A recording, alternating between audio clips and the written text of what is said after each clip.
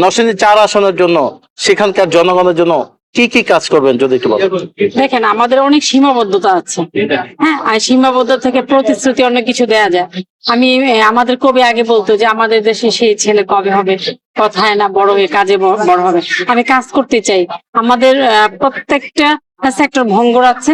আমি প্রত্যেকটা সেক্টর মেরামত করার জন্য আমি আপনার চেষ্টা করবো, সর্বোচ্চ চেষ্টা করে কাজ করবো। কারণ আমি দায়িত্ব মনে করি এটা আমার একটা পবিত্র আমানত, দলের একটা আমার আমানত। সেই আমানতকে রক্ষা করার দায়িত্ব আমার। সেটার জন্য আমার যত পরিশ্রমী করা লাগে, যা করা লাগে, আমি সর্বোচ্চটাই করবো। আপনারা তো এর আগে এখানে অনেকবার এসেছেন, আমরা দেখেছি দীর্ঘ 17 বছর ধরে আপনারা বিভিন্ন সময় পালিয়ে লুকিয়ে বিভিন্ন গোয়েন্দা সংস্থার চোখ ফাঁকি দিয়ে এখানে এসেছেন। এই যে আজকে এসেছেন, এই আসার ভিতরে কতটুকু আপনার অনুভূতিটা কাজ করছে এবং কেমন লাগছে যদি একটু বলেন। ধন্যবাদ আপনাকে। না, ভালো অবশ্যই লাগছে, পাশাপাশি খারাপও লাগছে।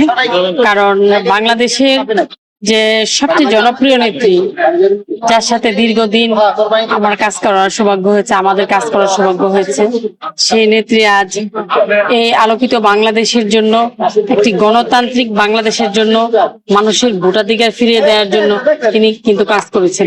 তিনি নিজের জীবন উৎসর্গ করেছেন এই বাংলাদেশের জন্য।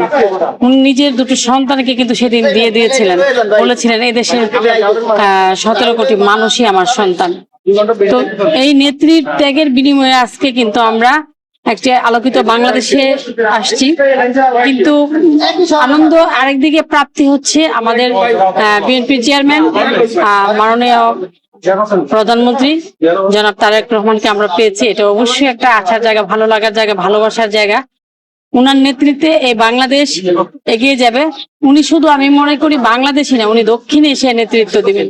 আজকের বাংলাদেশ শুধু স্বপ্ন দেখে না, আজকের বাংলাদেশ স্বপ্ন বাস্তবায়ন করতে দেখে।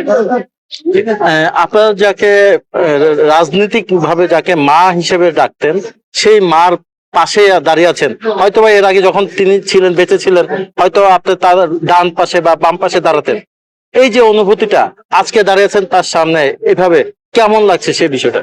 আসলে কি, সব কথা কিন্তু বলা যায় না, অনুভব করা যায়। আপনার মা চলে গেলে যেমন হবে, আমার তো উনি আমার একটা আদর্শিক মা। তো একটা সন্তানের কাছ থেকে মা যখন মানে অদৃশ্য হয়ে যায়, উনি যদি আমাদের মনে করেন চেতনায়, বিশ্বাসে, ভালোবাসায়, সমস্ত অনুপ্রেরণায় কিন্তু উনি থাকবেন, তারপর সশরীরে উনি কিন্তু নেই, সেটা তো অবশ্যই খারাপ লাগার একটা বিষয় আছে। এটা খারাপ লাগবে, এটাই বাস্তব। এটা যদি না লাগে তাহলে তো আমি মানুষের ভিতরে পড়ি। দেশনেত্রী বেগম খালেদা জিয়ার সাথে এর আগে এসেছেন, আজকেও এসেছেন, সেই তার সাথে যে এসেছিলেন সেই অনুভূতিটা একটু বলুন। না, দেশনেত্রী মানে বেগম একটু ঘটনা, যে কোনো একটি ঘটনা। না, দেশনেত্রী বেগম খালেদা জিয়ার সাথে যখন আসতাম, তো এটা তো অন্যরকম ভালো লাগা ছিল। যদিও তখন ফ্যাসিবাদ বিরোধী আন্দোলন আমাদেরকে ঢুকতে দিত না, অনেক কষ্ট করে আমরা এসেছি, অনেক কৌশল অবলম্বন করে কিন্তু আমরা এটার ভিতরে ঢুকেছি।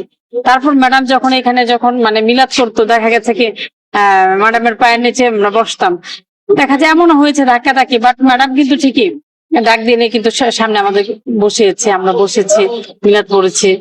শহীদ রাষ্ট্রপতি জিয়াউর রহমান সহ যারা কবর দেশ আছেন সবার জন্য আমরা দোয়া করেছি। তো আজ তো এত আনন্দের দিনেও দেখা যায় একটা কষ্টের জায়গা তো আছে, যে ম্যাডাম আমাদের মাঝে নেই।